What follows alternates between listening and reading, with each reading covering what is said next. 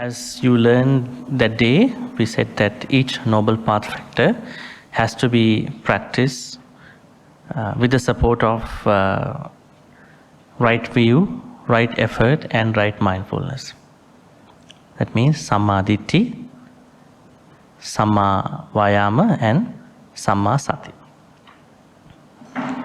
And we also discussed that these 8 path factors fall into 3 disciplines, what you call by Sila, Samadhi, Panya. So what is Sila here? Virtue part. Samadhi is concentration part, and Panya is wisdom part. But surprisingly, the order has been a little different. Why is it? This is the proper way to practice actually. But the classification of Sila, Samadhi, Panya has been simply given in many other places. But this is how it has to be properly practiced if you practice in order to aim for the spiritual attainments. That means, as we discussed last Monday, certain knowledge of Panya at the beginning. And then you move into virtue. And then virtue will help you to practice Samadhi, that means concentration. Then again the higher level of the Panya. That is how we learn that day. And today we are going into the first path factor, which means right view, Samadhi. And last Monday we also discussed I'll give you a chance. We also discussed that the path has to start from our perspective, our view. There's a reason. We will be discussing that today. So the Sila, Samadhi, Panya, now in this case Panya, Sila, Samadhi, now the person asks from the Bhikkhuni whether the Noble Eightfold Path is consisted in the 3 aggregates, Sila, Samadhi, Panya, Panya, Sila, Samadhi, or Sila, Samadhi, Panya are included in the Noble Eightfold Path. Then the answer was Noble Eightfold Path is included inside Panya, Sila, Samadhi. That means, that is. Other way means we might think that Noble Eightfold Path at that point is the highest. It is the highest path, but you can't bypass Panya, Sila, Samadhi practice. Even the Noble Eightfold Path has to go through the Panya, Sila, Samadhi. So they are the 3 disciplines that Noble Eightfold Path tells us to practice. Make sense? Okay, let me explain to you a little bit more. Okay, included means now when you learn that the Noble Eightfold Path is the only path, direct path, highest path, then we may have a mistake. We may have a mistake that Sila, Samadhi, Panya come under the path. But Sila, Samadhi, Panya being outside of the path monitors, and everybody has to follow Sila, Samadhi, Panya, Panya, Sila, Samadhi in that context in order to practice the path, Noble Eightfold Path. So Noble Eightfold Path has to go through the Panya, Sila, Samadhi.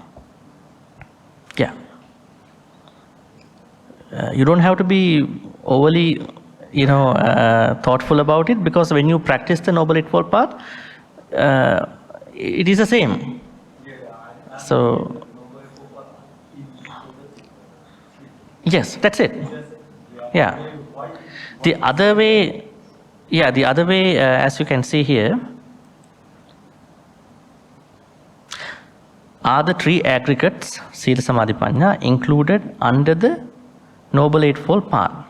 So it means that do these 3 go under the Noble Eightfold Path, or does the path go under the Panya, Sila, Samadhi? Yes. So I would call it as an emphasis about the Panya, Sila, Samadhi, that categorization, classification. So there is no difference But we have to understand that the path always has to go through the Panya Sila Samadhi. Yes. You cannot avoid anything out of it. You will understand more while we study. So, yeah. Okay, Samma Ditthi. Now, how do we enter into this topic? So, I am quoting a verse from the Metta Sutta, which all of you know. What is this stanza?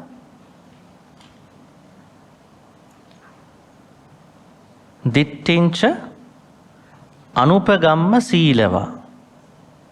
This is the last verse of the Metta Sutta. Dittincha anupagamma silava dassanena sampanno kamesu vinaya gedang nahi jatu gabbaseyang punareti. Let's find the translation of it. Do we find Ditthi over here? Yes, right at the beginning. And this is also very interesting because this is the last stanza of the Metta Sutta. What does Metta Sutta talk about? Loving kindness? Is it? Metta. Let's go by Pali.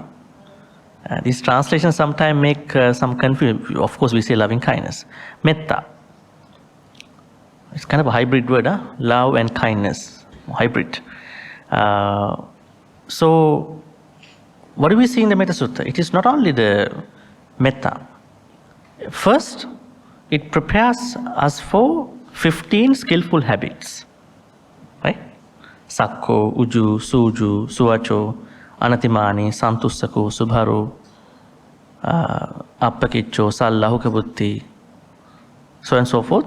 Nachaguddang Samachare Kinchi Vinyo Paripodiyo. 6. That means the 15th one.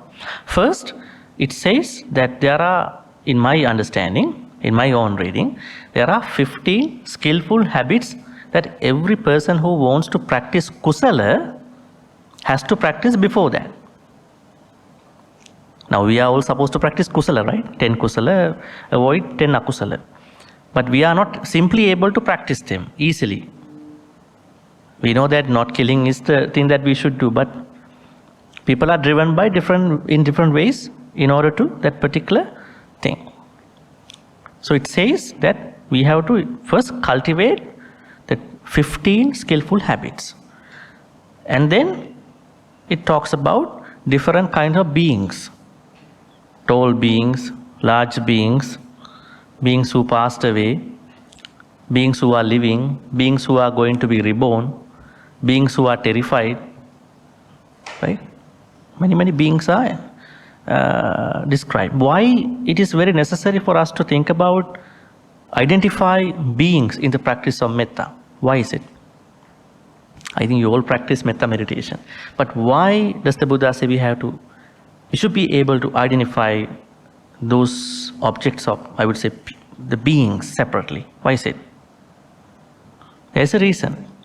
The reason is, at the end of the metta meditation, you would say, may all living beings be well and happy. But before that, there are categorizations. Remember, there is a sutta in the chanting book. It is called Kanda Paritta. In that sutta, what happens? There was a monk who was bitten by a snake and passed away. Right? And the other monks tell Buddha that he was practicing metta meditation. Exactly. What happened to him? Then the Buddha said, this monk, yes, he practiced metta meditation, but he did not particularly practice metta towards 4 reptiles. Be careful. Virupakke hime mettam, mettang era pate hime, chabya putte hime mettang, kanha gutamake hicha. Now, kanha gutama is a black snakes.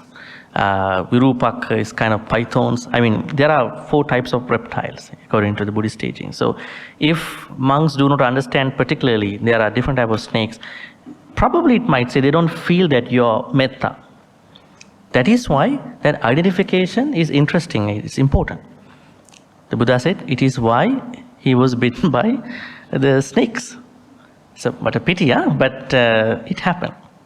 So that means these Tasava, Tavarava, Anavasesa, Digavaye, Mahantava, all these different large beings, tall beings, necessary to understand. Giraffe is a tall being and elephant is a large being. So, I mean, that identification is interesting, important for us to think about. Okay, these animals exist, right?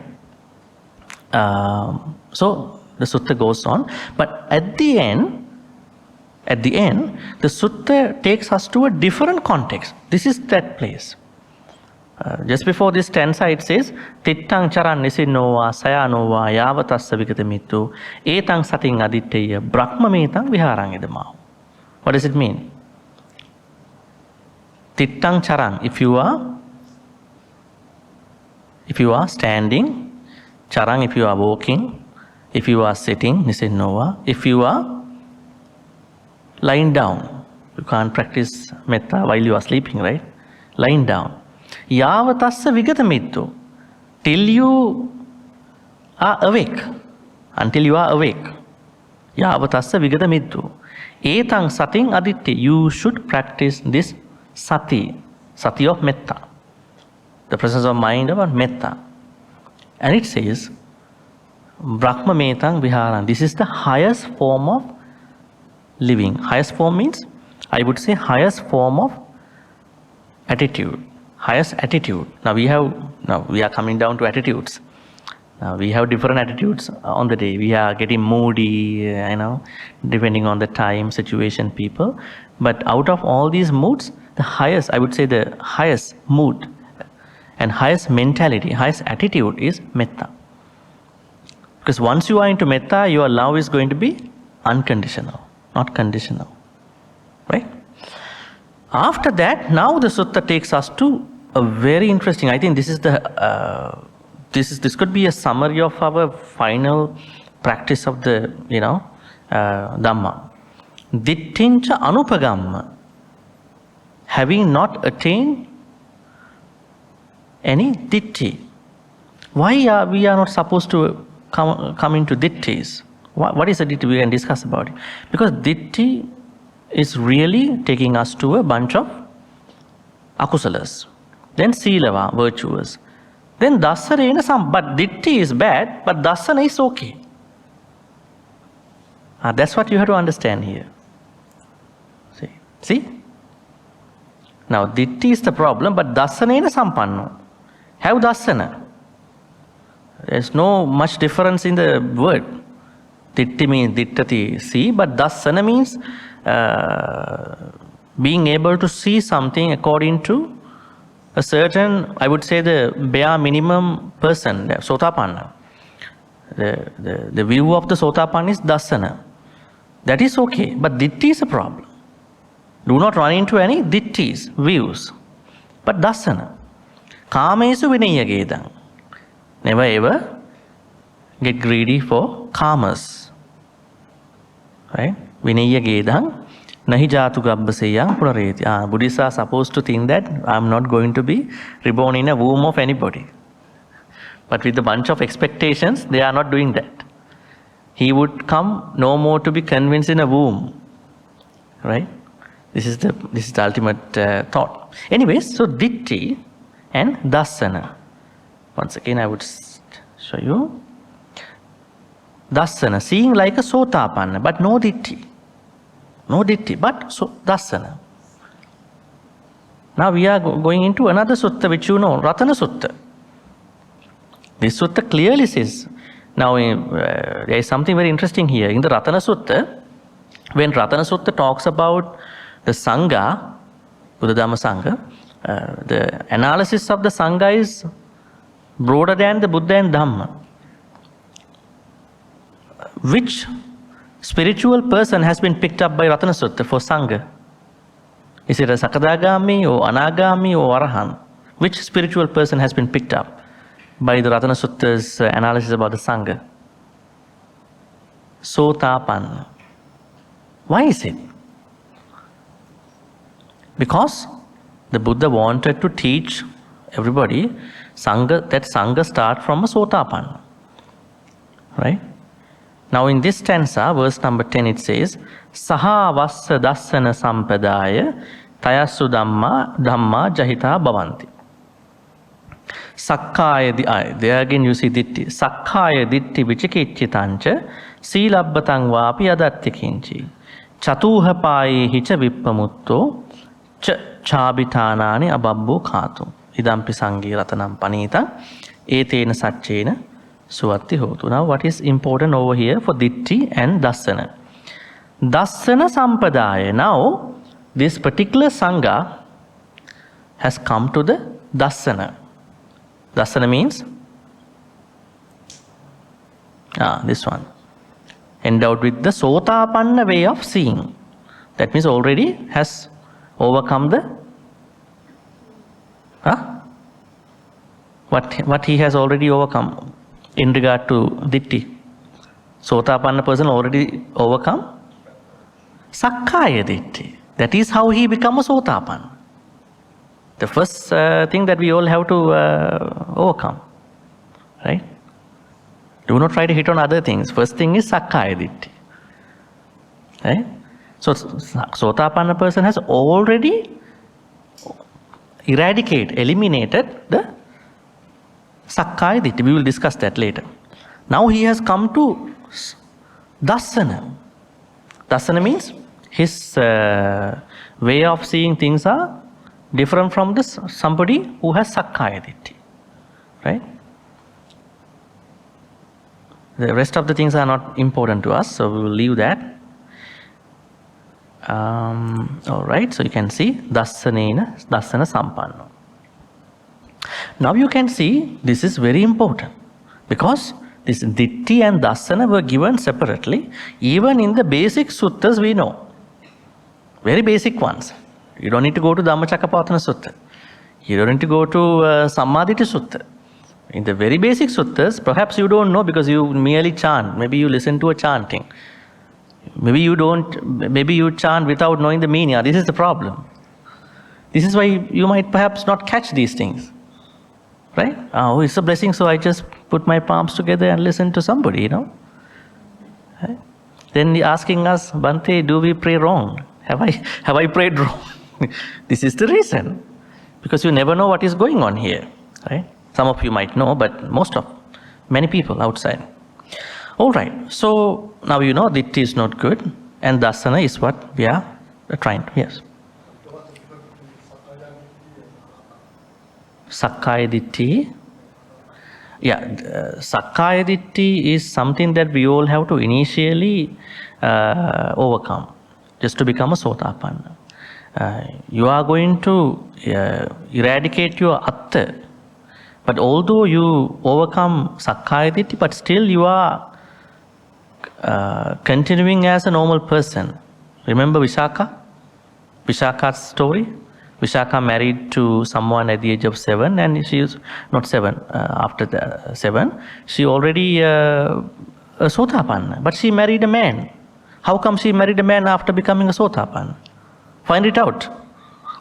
That's why I'm telling a lot of people saying, if you want to become a Sotapanna, you have to get away from everything. That is all lies. Vishaka, she attained Sotapanna when she was 7 years old. And then she married. The problem is she knows that, although she is having her duties to the husband, but she has no that greed towards the husband. She knows what is she doing.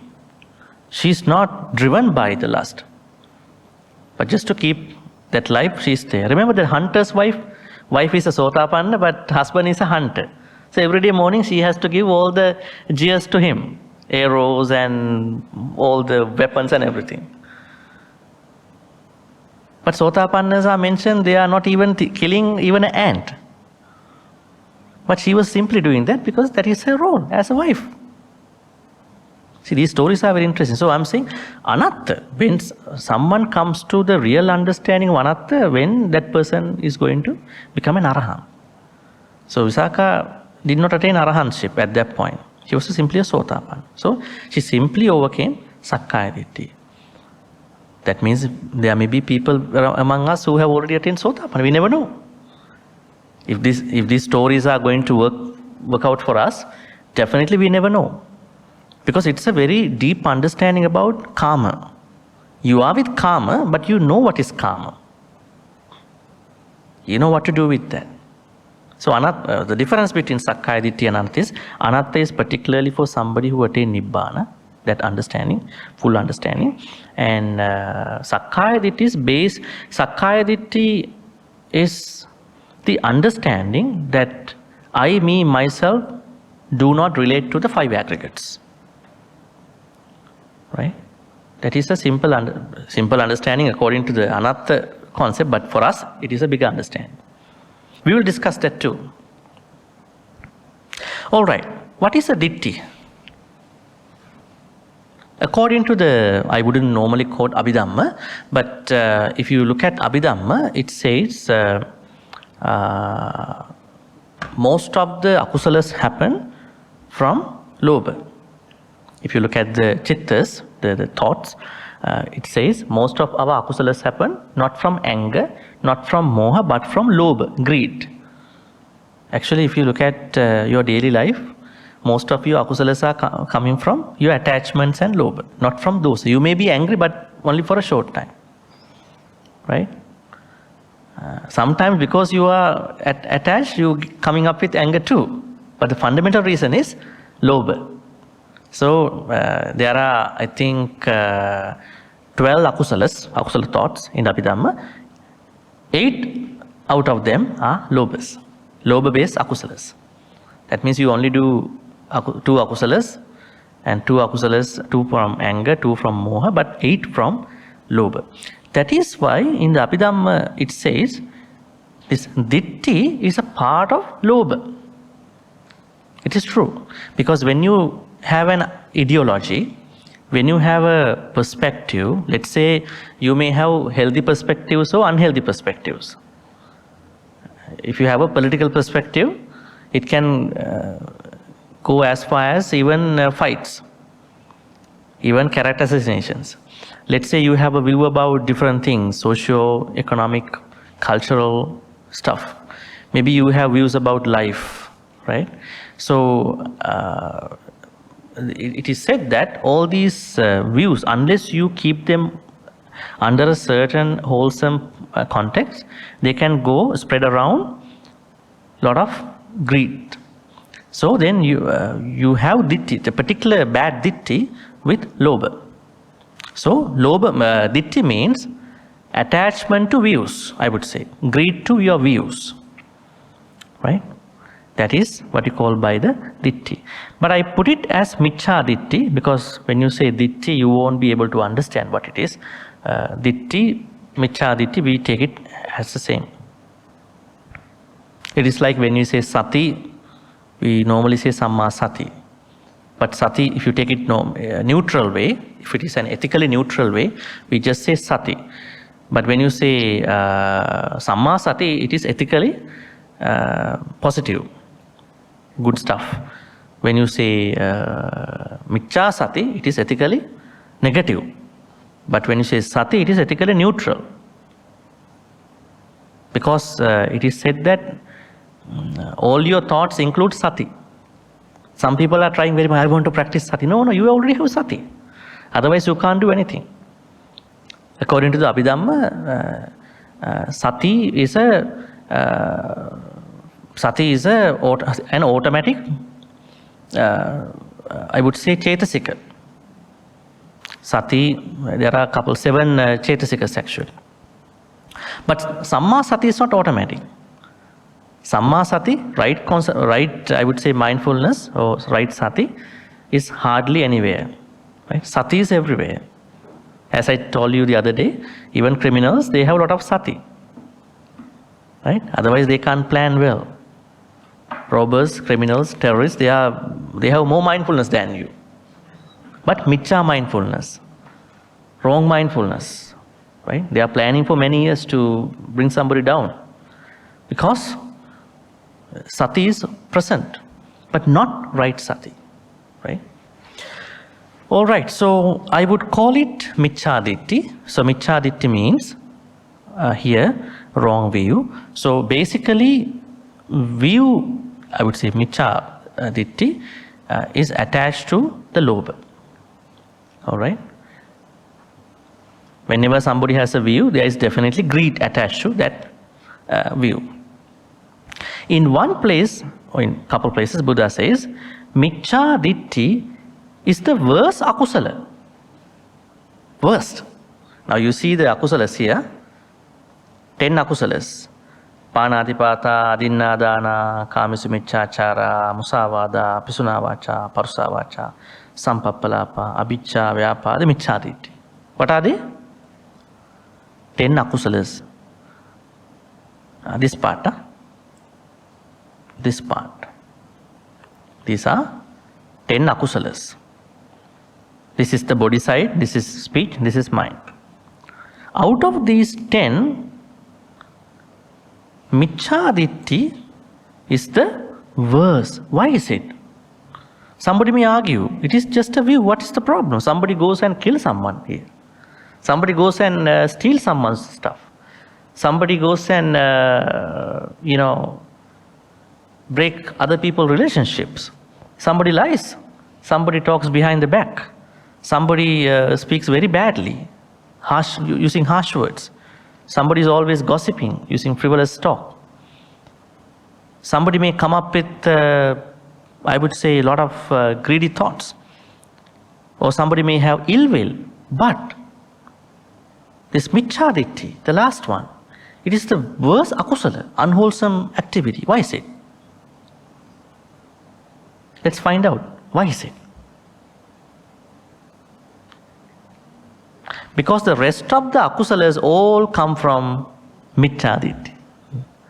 In the same way, rest of the kusalas all come from Samma Ditthi. That is what we have to understand. Very easy to understand. That is why Samma Ditthi went up. Here, in the path, here, Samma Ditthi went up, being the first, and out of the akusalas, Miccha Ditthi went to the bottom. Right? That means Miccha Ditthi is the worst akusala. Buddha says, Miccha Ditthi bhikkhave paramang vajjani dissanti. Parama vajja, parama. It is the worst akusala. Because when your view, I would say, mindset is rooted in the Miccha Ditthi, wrong, I would say, view, you would kill other people. You would steal other people's stuff. You would do all the bad things. So what are we supposed to do? We have to correct. We have to change our view first. Now for those people who go to other things out of the path, if you directly go to right mindfulness, Satipatthana, will this happen to you? This is the problem. If you directly go to Satipatthana practice, will this happen to you? Do you make sure that your view is correct? No. That is why I said even the other day, we have to start from right view, understanding what is right view, then only move on to the rest of the path practice. It's very important. Super, super important. And if you bypass it, you will get stuck somewhere. You will go to places, but you know nothing is progressing. All right? Miccha Ditthi. That means we have to have the Samma Ditthi. Sakkaya Ditthi versus Miccha Ditthi. Sakkaya Ditthi, actually Sakkaya Ditthi arises from Miccha Ditthi. Because we will talk about what is Sakkaya Ditthi later. It arises from the Miccha Ditthi. Let's say Miccha Ditthi is the root here. Sakkaya Ditthi and all the other views come from that. But Sakkaya Ditthi is a minimum version of that. There are other views differently at different times. But Sakkaya Ditthi, it is a minimum one. That's why even people can spend a lay life well without Sakkaya Ditthi. That means you of course don't need to become a monastic. You can eliminate Sakkaya Ditthi while being a layperson. Many examples are there. Not even Vishaka. Can we have a view? I just make some questions just to arouse some, motivation on your side. Can we have a view without making it fixated or fixed?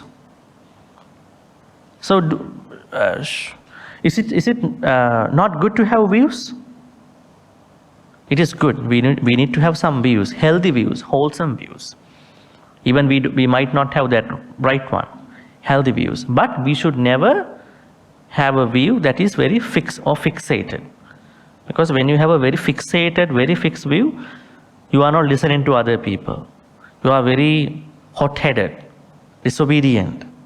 You think everything what you do is right, correct. Kalyana mittas don't come near you. Because there is no purpose, right? You don't listen and then you are not even open to them, right?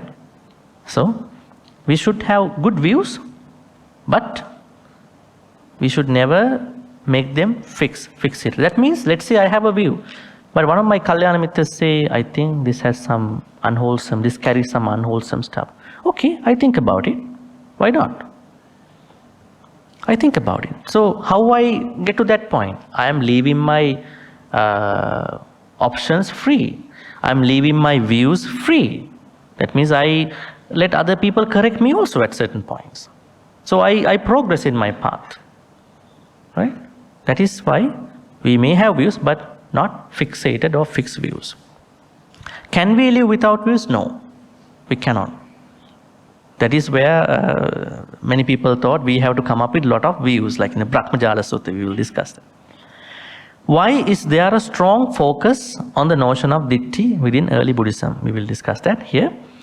Views entail mental rigidity and are potential objects of attachment or greed. All the views carry a certain form of attachment. I would say greed actually. Becoming greedy to objects of cognition.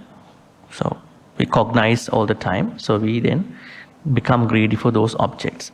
Therefore, cultivate the right view and abandon the wrong view. Again, now this is the most important issue here that comes as a result of Ditthi. Ditthi is an obstacle to seeing things as they are. We call it Yatha Bhuta Jnana Darsana. What is this? This is what we want to have in our life at least one day. But what does normally happen to us is we are seeing things as we are. This is right? More subjectively. Right? So we don't see. And today there is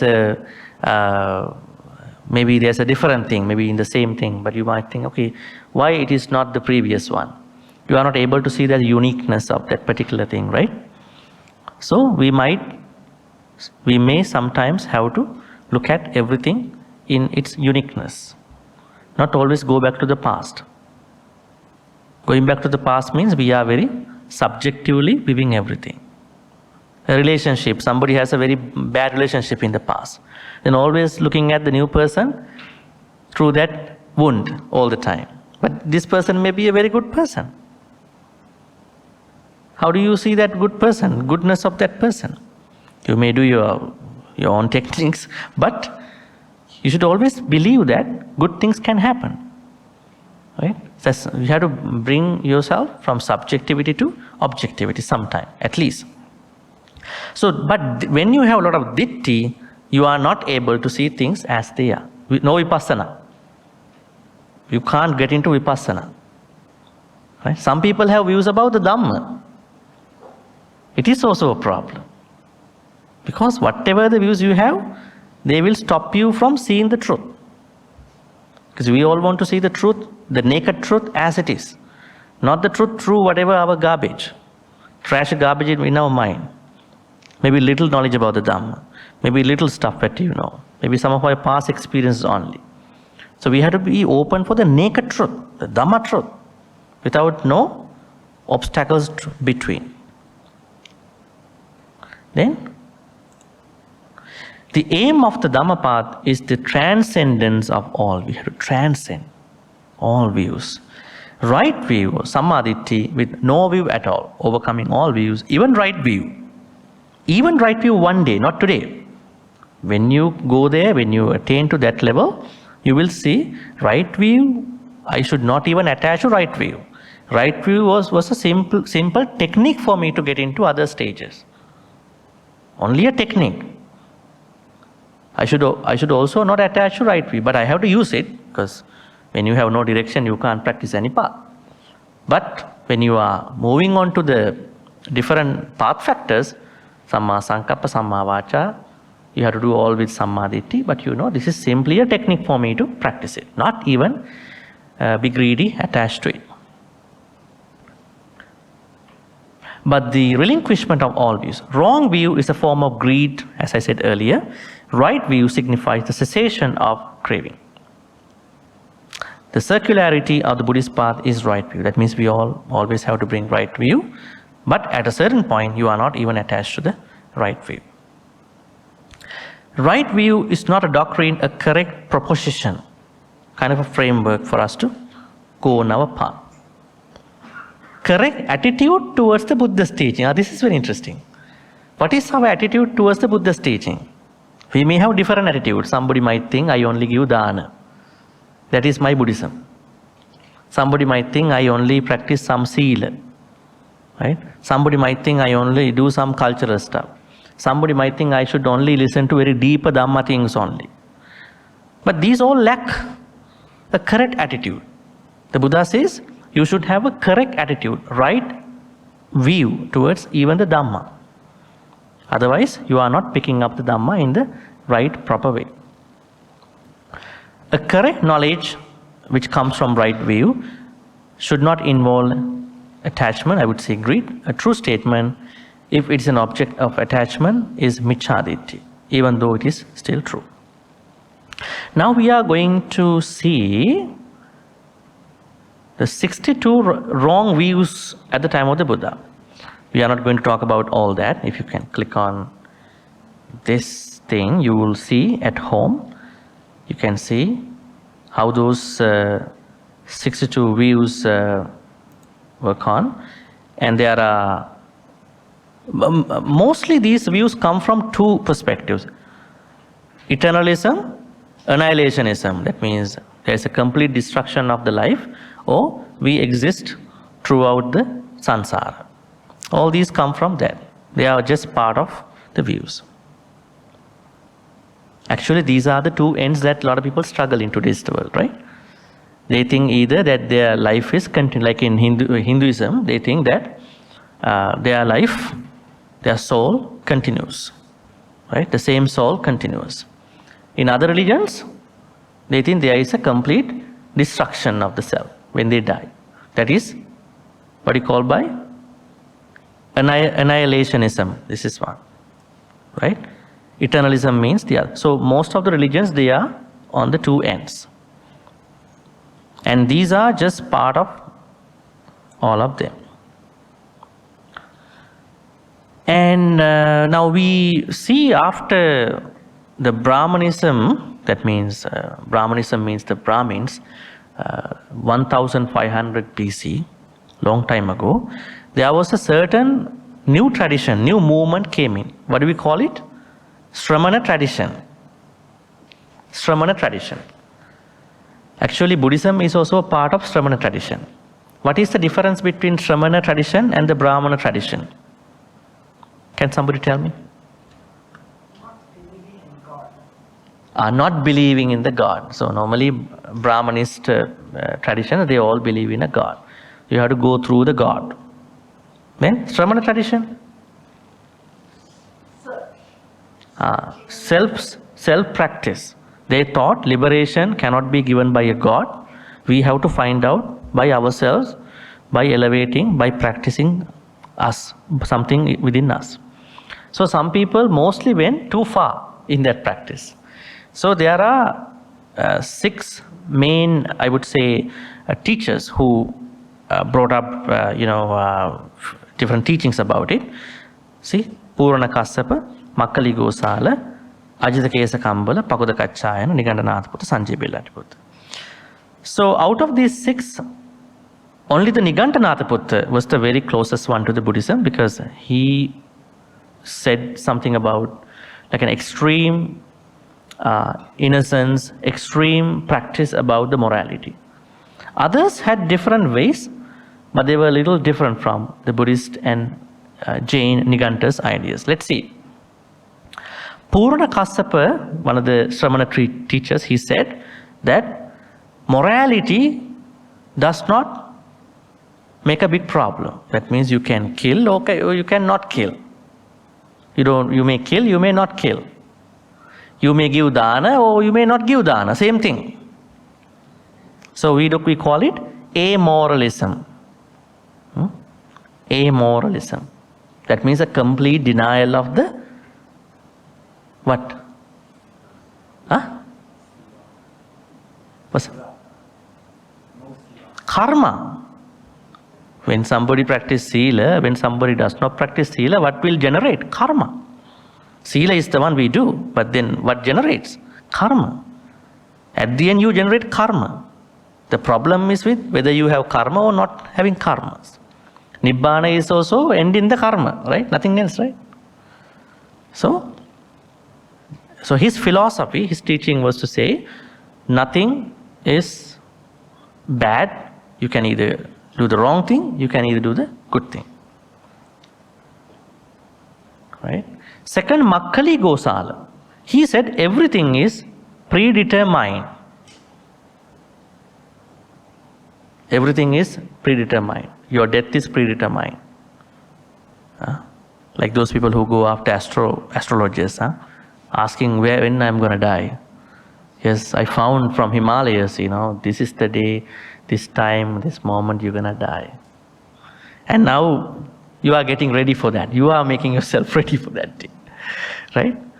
So, he said everything is predetermined. Your death, your marriage, palmistry, astrology, that is what they do. This is a teaching. Actually, some Buddhists also have this opinion. I think they are not Buddhists. They are Makkali Gosala's followers. Right? Because he is the one who said fatalism. Everything is predetermined. Your education, your marriage. Have you ever seen people who are going after these people when I am going to marry? They are not going to look for somebody. They are going after these people. Right? Life, everything. So it is called Niyativada fatalism, which Buddha denied actually. All these Buddha denied. Niyativada means, so I mention it because you may sometimes practice Makkali Gosala's teaching. So then you know everything is not predetermined. Some things are coming from karma, but you can change some of the karmas. Some karmas can be changed. Don't be scared for the karmas. You did, you change. Why not? You did it, you're going to change it. I will tell you, and don't be so much happy about it. So you might do a lot of bad karma, say, oh, I'm going to change it. No. But I'm trying to empower you. You did it, and you're going to face it, and you're going to change it. That's a beautiful teaching. We'll discuss some other day. Ajita Kesa Kambala said, materialism. That means normal Abrahamic religious perception, Abrahamic religions, what they are. So they always say, no next life. Last life, everything will be destroyed. There's a complete destruction. Materialism, Ajita Kesa Kambala. Pakuda Kachayana, Sassatavada. That means, he said, everything is eternal. I think the first one is talking about annihilationism. This one is talking about, Pakuda Kachayana is talking about eternalism, both sides. That means, don't worry, we have a soul that keeps continuing, so on and so forth. Nigantanataputta, he is the one who said something little similar to Buddhism. He said, we have to be extremely careful about other beings. So it has gone into a level that is really impractical and, not going to work for us. Right? He said a lot of things. So they even said that we should not wear clothes. Otherwise we have some attachments if we wear clothes. That is too extreme. Right? And I don't think that anybody who is wearing clothes have that kind of attachment that much. Right? Some of them may have, but not everybody. That means that argument is going to be different. And Sanjay Bellatiputta, he proposed a teaching where he simply escapes from everything. Is there a life? Maybe, maybe not. Is there a Nibbana? Maybe, maybe not. So he's always I think he is the smartest teacher out of all these people, you know. So other people got into a trap. They said something. But he said, maybe, maybe not. So, yeah, Sanjay Bellatipu. Do not underestimate him because Sariputta and Moggallana are followers of him. Arhan Sariputta and Arhan Moggallana. So he had also some good people. Funny enough, all these teachers had thousands of followers. Thousands of followers. The Buddha says in the Sammaññapala Sutta. They are not normal people. Because people believed. Right? All right, so these are views. These are views. Right? 6 Shramana views. Now we are going to talk about Sakkaya Ditthi. Let's talk about it. This is Sakkaya Ditthi. How many Sakkaya Ditthis are there? 20 Sakkaya Ditthis. They go by the aggregates. Rupa, Vedana, Sanya, Sankhara, Vijnana. Why they go by the aggregates? People call there is a self because of the aggregates. Let's take the first one. Rupa. That means our form. This form, right? How do people make Sakkaya Ditthi through the body? Rupa as self. This body is me, right? So you may develop a sort of Sakkaya Ditthi. This is me. And Rupa, self as possessed of Rupa. So that means somebody thinks that there is a self that is in the Rupa. Right?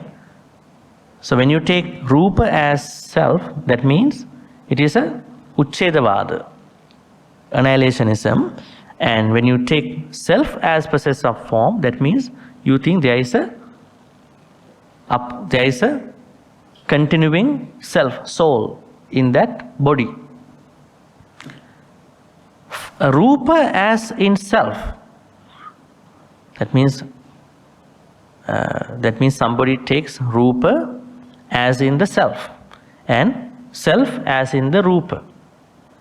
These have to be further explained in different ways. That means pretty much you are trying to think there is a Rupa that is existing without the rest of the aggregates. Actually, Rupa cannot exist without the other aggregates. Vedana, Sanya, Sankhara, Vijnana. Right? But when you think about your Rupa, do you think that my Rupa is always supported by Vedana, Sanya, Sankhara, Vijnana? Not exactly. That is why people run into a Sakkaya Ditthi with that. And also if you think, I have a self, permanent self in my Rupa, that is also another Sakkaya Ditthi. So that means you are giving different meanings to your body without knowing that the body is supported by other aggregates. That is how you create Sakkaya Ditthi with your body, especially with your Rupa. Same is for the Vedana, Sanya, Sankhara, Vijnana. If I take another example, let's take Sankhara. What is Sankhara? I think I explained to you the other Monday. Sankhara here means what is Sankhara? Construct. What are the construction? Volitional formation.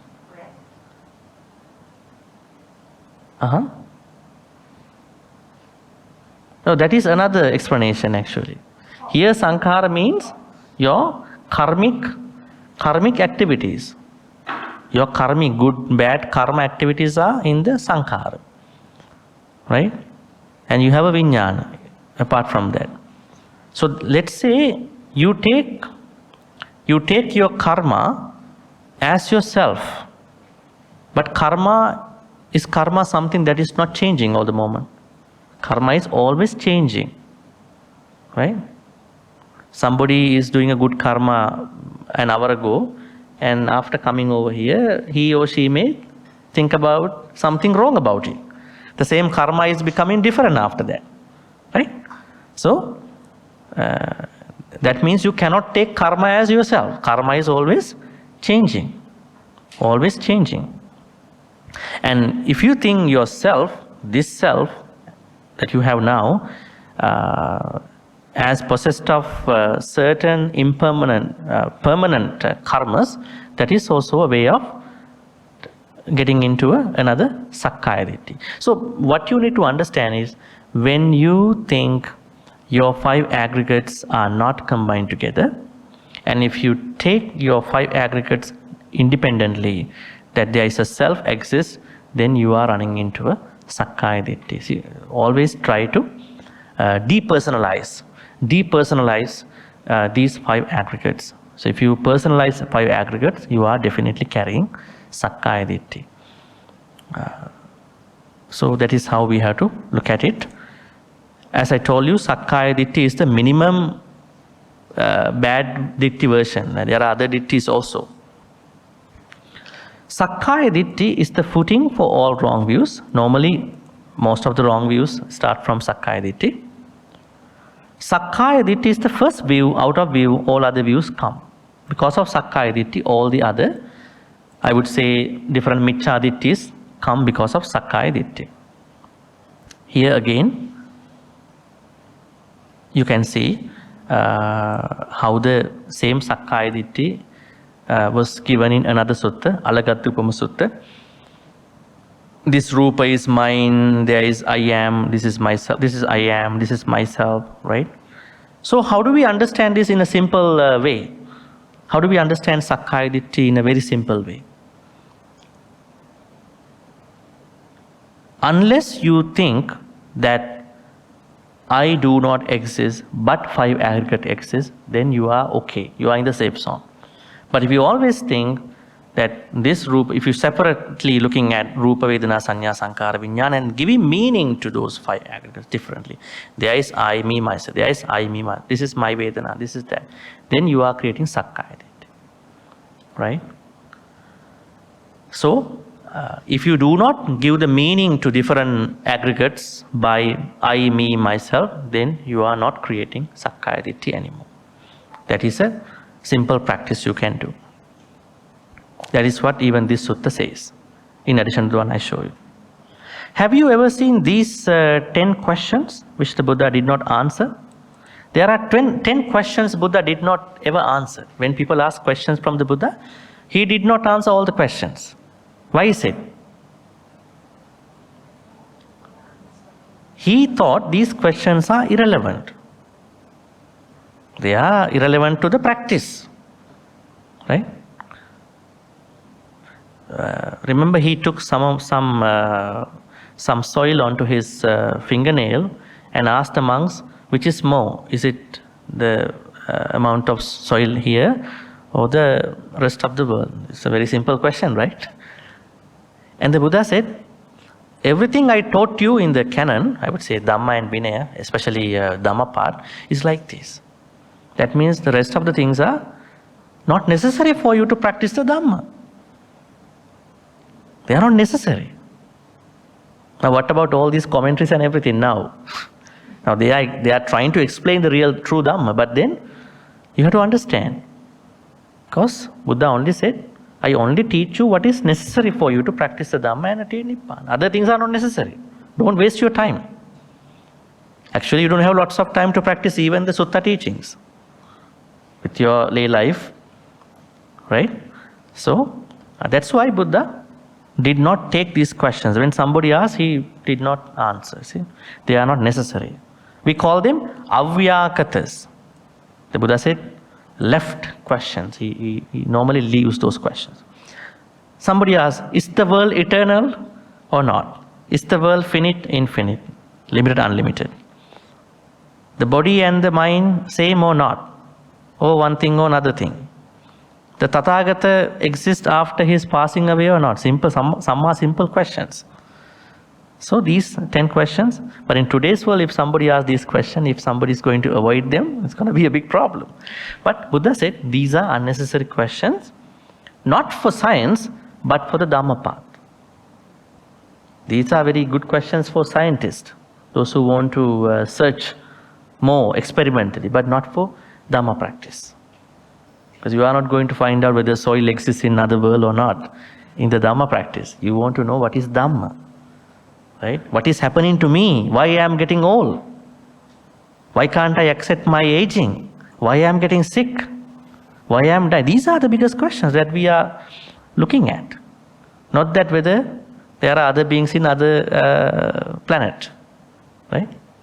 The Buddha said, yes, they could be in some suttas. All right, so Buddha says, if somebody is trying to propose, espouse, always keep asking these questions, they are also trying to have views about it.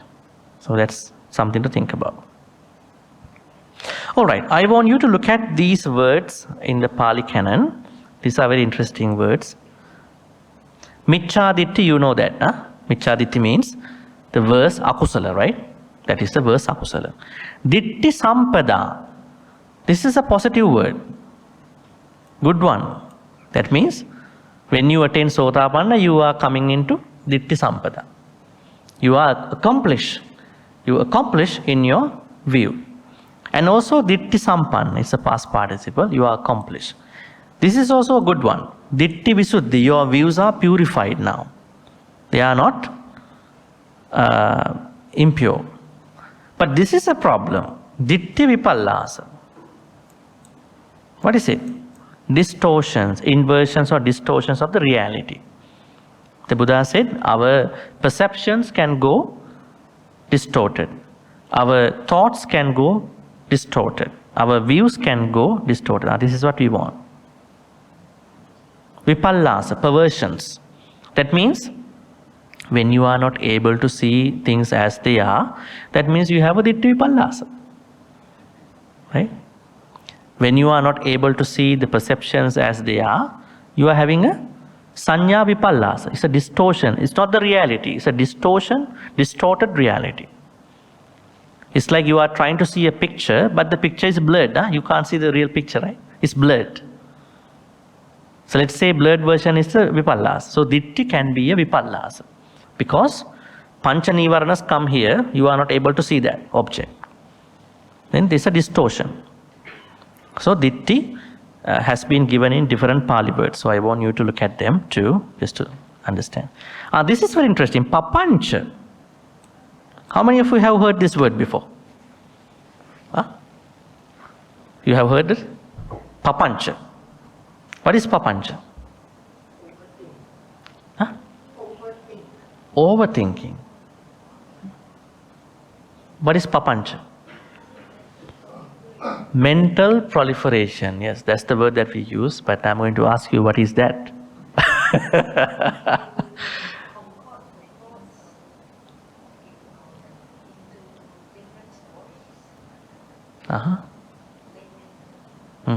Yeah, any others? She said mental proliferation. We accept that is the word that we use, but what does it mean is a little different. Where is this mentioned? There is a sutta in the Majjhima Nikaya, Madhupindika Sutta. What is mental proliferation? What is papancha? This is a name given by the Buddha to the whole mental, what do you call? Mental corruption. I would say the whole process of making akusala. Papancha is a name given by the Buddha to the whole process of the akusala. Now, you come up with this, that, finally you are creating the akusala. That whole process was given in one name, that was papancha. And then he said, you should not make papanchas, you should make nippapancha. He said. So the reason why I took it, Ditthi is a part of that process. How is it? How does papancha make up? Tanha, mana, Ditthi. When you have craving, when you have mana, that means conceit, and when you have views, you are creating any akusala completely. Now let's take killing, maybe let's take lying to somebody. Then you are lying because you are craving for something. And then you are coming up with conceit that you want to protect that particular thing why you are lying to. And then you are creating an attachment or greed to attach to it. So then the whole process is called mental proliferation. So Ditthi is attached to mental proliferation. That means without Ditthi, you cannot do any akusala. Let's see that way. That is why Micchaditti is the verse. Without the Micchaditti, you cannot do any akusala. You cannot kill, you cannot steal, you cannot misbehave, you cannot lie, or whatever the thing. What do you think about it? That is a good thing to learn. That means every time you make a bad karma, akusala, you are doing it motivated by Micchaditti. Alright? We have to save time for Sammaditthi. Huh? Time is going very fast. Now we are going to the Sammaditthi. Then, when you are doing a good thing, you are always doing it by being motivated by Sammaditthi. Now let's see what is Sammaditthi. Okay, Sammaditthi, according to the Noble Eightfold Path, has two sections. Secular one and the noble one, actually. That means Sammaditthi, that unenlightened beings do like us, and the Sammaditthi, the Arahants do. So we call it here, this is part of the, okay, what do you call, this is the mundane one, this is for the Arahants, huh? We'll see that. Alright. So let's see our one, 10. 1, 2, 3, 4, 5, 6, 7, 8, 9, 10. First one. There is merit in giving almsgiving. That means if somebody is denying giving dana, he or she cannot become a sotapanna. Why is it? Dana is very important. The problem is people do not connect dana to this place. They don't know how it was given. If somebody asks you, where does Buddha give this dana concept? How is it connected to the Nibbana? You don't know how to connect it. This is where it is connected. Under the Sammaditthi, the first thing that you have to believe, you have to have a view is about that giving dana, whatever the dana, Maha Sangha or whoever, it is the first thing. That is the purification in your views. Because before you purify here, you have to purify your things outside, right? Second is, there is merit in large offerings. That means, maybe some large donations, kind of stuff. There is merit in small offerings. Now the giving has been classified large, small, because everybody cannot do large offerings. Because it talks about the financial affordability. Fourth, there are results from good and bad action, believing in karma. If you do not believe in karma, you will never be able to practice Sammaditthi. Now we have done talking about 4 aspects of the Sammaditthi that unenlightened beings should practice. Fifth one, mother is a special person. That means we all have to believe, regardless of whatever the problems we may have with your mothers. I hope that most of you have a very good relationship with your mother, that your mother, my mother, is a special person to me. Because that affects our Dhamma path. You cannot avoid her. If you avoid her, you can't do it because you have to believe what she done to you, right? Especially the good stuff. So that means the Buddha said you have 3 punyakettas: mother, father, Mahasangha. Mahasangha is not the first punyaketta, field of merits. Mother, take care of your mother, give the support, be with her as much as you can. Then father, then Mahasangha. Some people bypass them and come to the temple and offer dana for us, thinking we are the only field of merit. I said, no. Check the sutras. Buddha says, no, there are 3 punyakettas. 2 are in your house or wherever you are close to. You have to believe. At least if you don't have a good relationship, you have to believe that my mom is a special person in my life. That belief purifies our views. And then father. Highly connected to the Sammaditthi. If you bypass it, you won't be able to carry on your path. Then there is this world and other world. That means definitely we die, we reborn, and the other 31 realms. There are spontaneously reborn beings. Who are they? Spontaneously reborn. Huh? Devas. Devas are spontaneously being. Do they have any parental connection for their birth? No connection. They just appear and they just die, and they don't leave the bodies over there. Bodies are also disappearing once they die. Nobody has to do the funeral, right? Very easy, yeah? They die, body also disappearing. But for us, it's a big problem. Huh? You have to buy even a lot of things. Huh? Theravada package, Mahayana package, huh? Buddhist package, right? So you have to save some money for the funeral, right? Family problems. Huh? So devas are disappearing with their bodies. It is only devas who are born like that. There are some animals, Opapatika animals. Who are they? Are there any reptiles who are born without anything? There are some reptiles. Some of the snakes, they are born because of, I would say, sorry? Self-born, yes. No connection to anything. Some are born from the dirty stuff, Sansedaja. Some are self-born.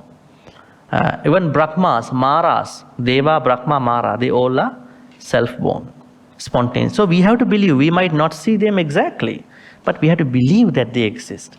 That is helping us to purify our view to have the samadhi. Finally, there are ascetics, wise people who develop special powers through direct knowledge, meditation, I would say. That means there are monastics or maybe non-monastics who practice their awareness, their bhavana and all that, so that they are attaining to different stages of their mental powers. We have to believe that. If we do practice it or if we don't practice it, we have to believe such people exist in the world.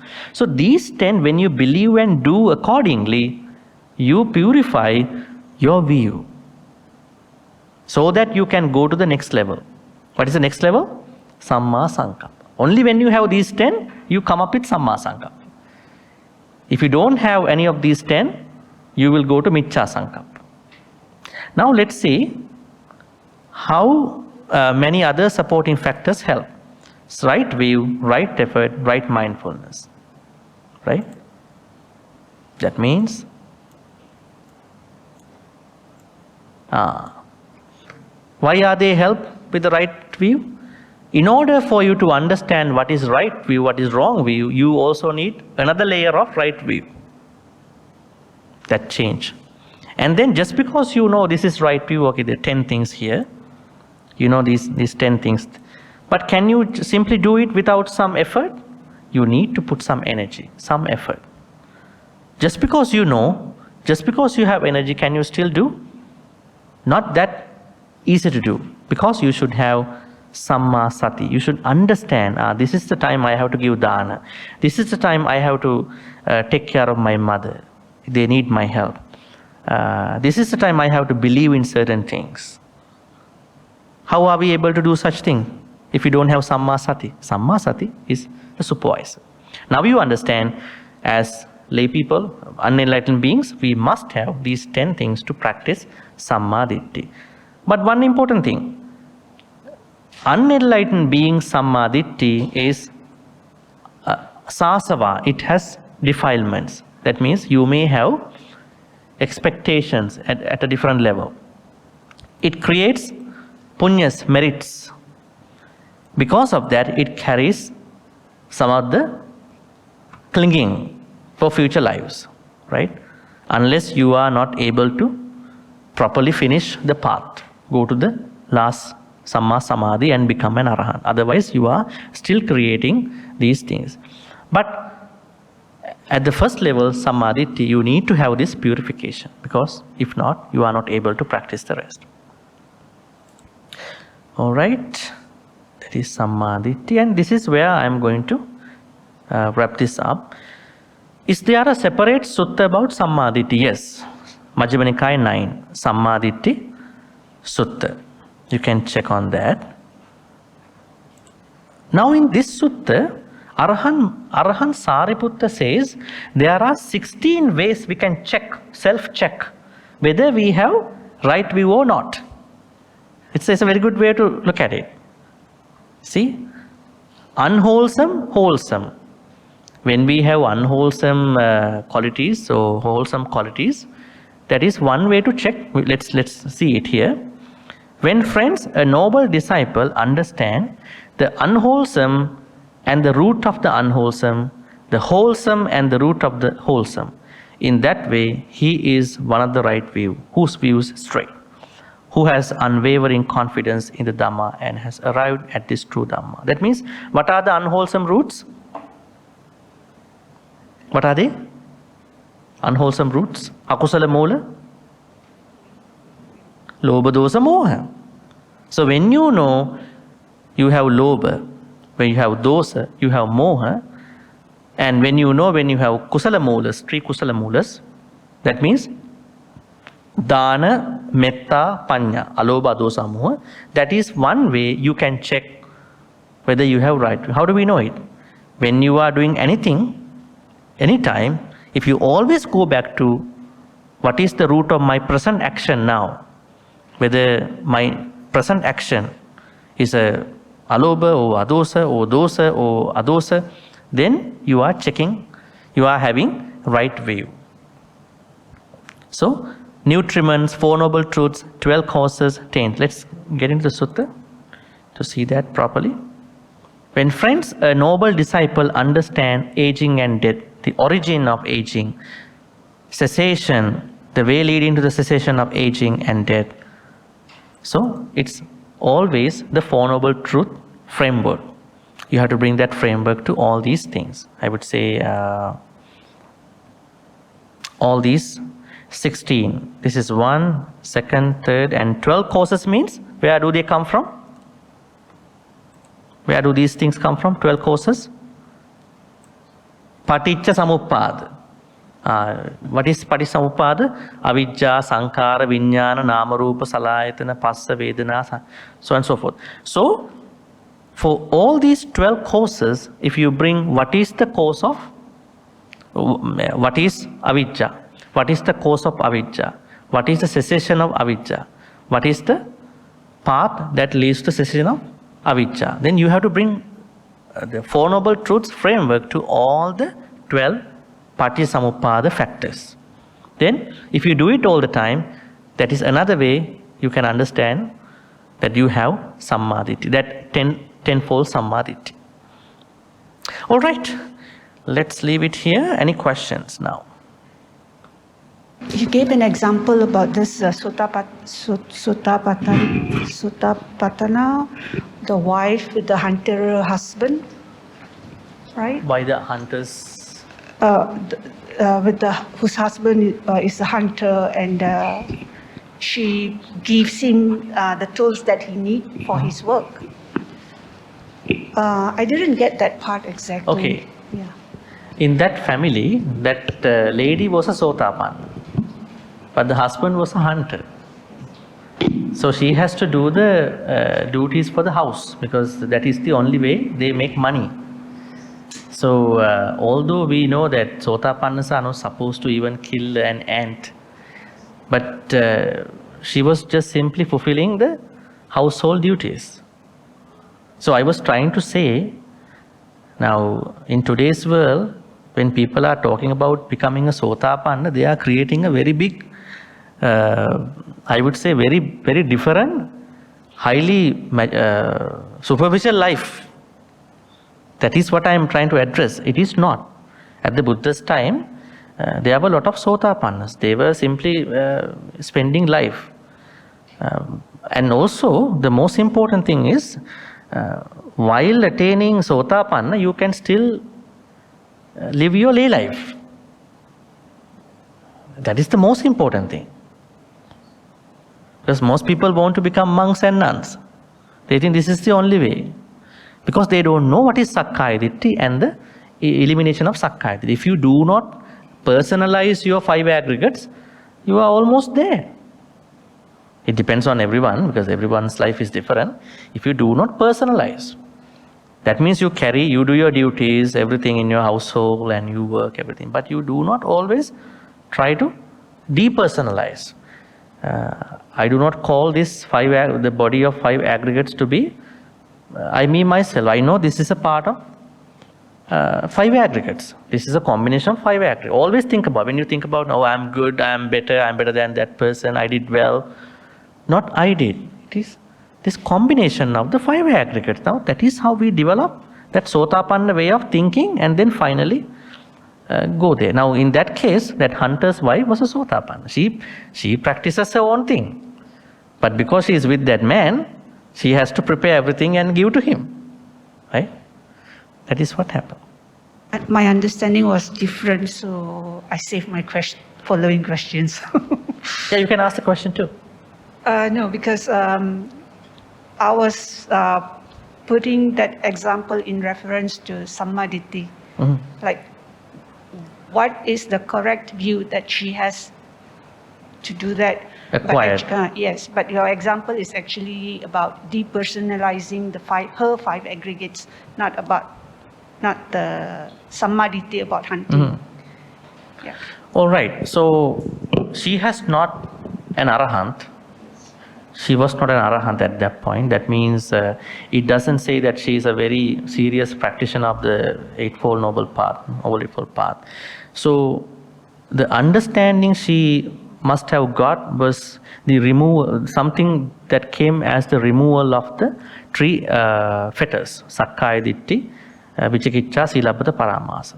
If you look at these three fetters, they are very simple things. That means not personalizing your five aggregates, and then not attaching to the sealer, unnecessary sealer, and then not having doubts about the Buddha Dhamma Sangha, previous life, this life, and all that. So that is what she had. That is her understanding. But she still have karma. She still have karma. That means Sotapanna person still engages with karma.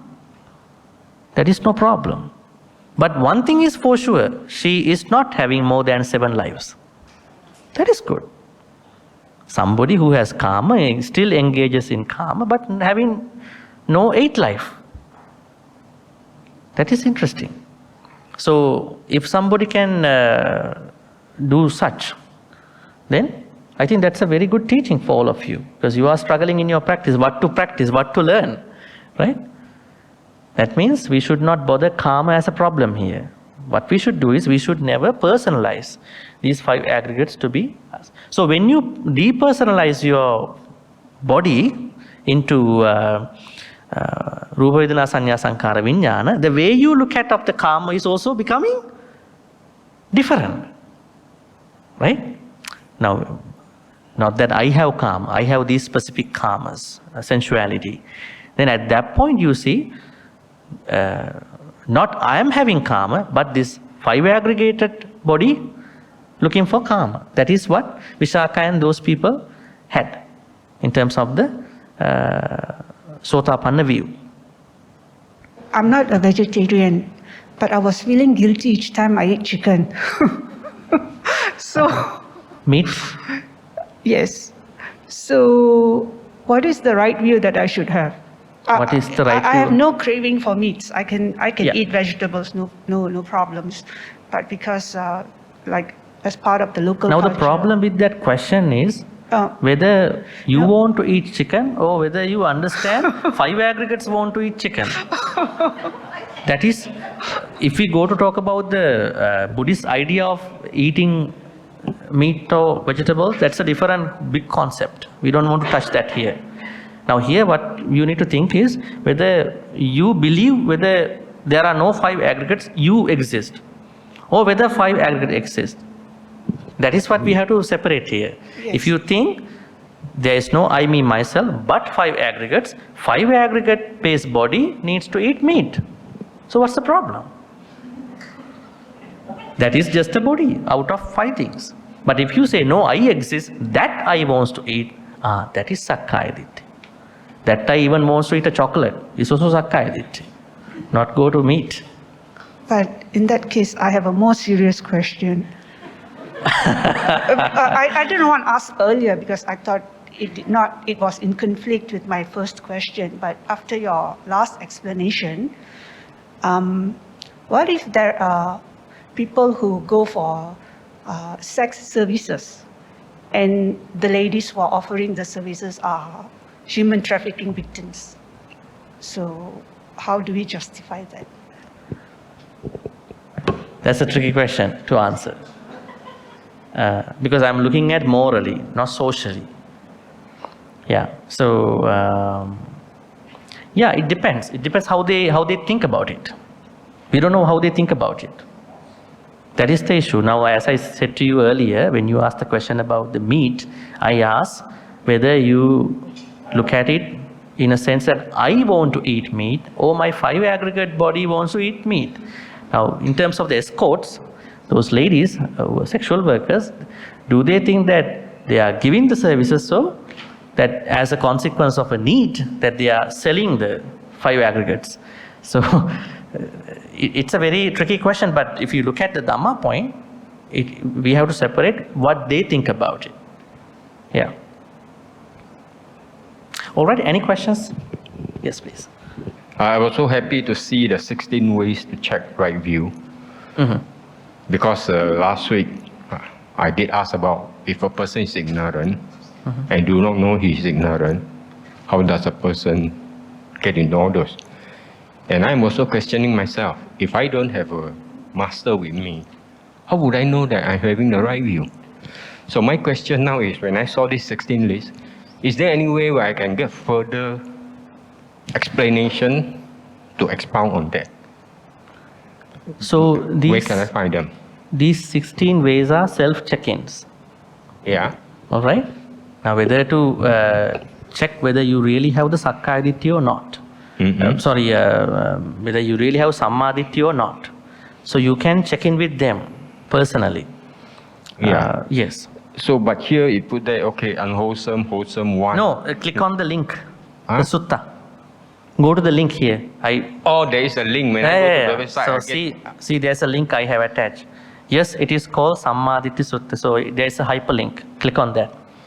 Oh, okay. Thank you. Thank you. Answer. Okay. Pass the mic to him. Yeah. Oh, you got another mic? Okay, Bhante, if a person has carried off this Sakkaya Ditthi, means there's no I. If there's no I, means whatever he did, there's no intention. Not no I. He knows how I is constructed. He knows how this so-called I is constructed. He knows I is constructed with these 5, but he doesn't. He prefers to use 5 aggregate, but he knows conventionally I exist. Otherwise, where is the pain? You say I have a pain in my leg. Yes, it is in my leg, right? Not in somebody else's leg, right? In my leg, but what is this I? These are constructs of the 5 aggregate. That person knows. This within this I, those 5 are the ones exist. I is not a permanent state. Okay. That is how we have to take. Don't take one or the other. If there's no I, there's no intention, then there is no karma. Don't take one or the other. In Buddhism, that is not good. Now, what I was trying to say, that I exist in a certain level, conventional level, but it is not in the ultimate level. It's not true. It is not the truth. Conventionally, I exist. That is why I say I get sick, I go here, I do this. But it is not at that high, ultimate level. So each time you see I have a sickness, you feed your mind, it is not I, 5 aggregates, this combination is having that issue, that thing. Then you are not calling that particular thing as being I, me, myself, as a permanent entity. But when everybody says, I have a pain, they always believe I exist here.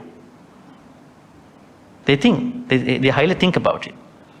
So behind that thinking, deep down in that thinking, always come up with the idea, there is no permanent I, it's about the 5 aggregates working together. Then I, me, myself, already left in your mind. Sotapan. Should be Sotapan. It depends on your Sangvega, your spiritual urgency. But that is how we have to look at it, technically. Intellectually. Huh? Intellectually. Yes. So it is how you need to look at it. Now when I say even how you look at it, how you, I mean, no, not you. Those 5 aggregate base body. Have to think about it, you know. Sotapanna people, they are easily able to catch those wordings. They know how to take those words. So now Buddha says, I exist at the conventional level, but I does not exist at the ultimate level. So these two work, but when it comes to eliminating Sakkaya Ditthi, we have to go to the Paramattha level. Since you're talking about the 5 aggregates and I just want to extend a little bit.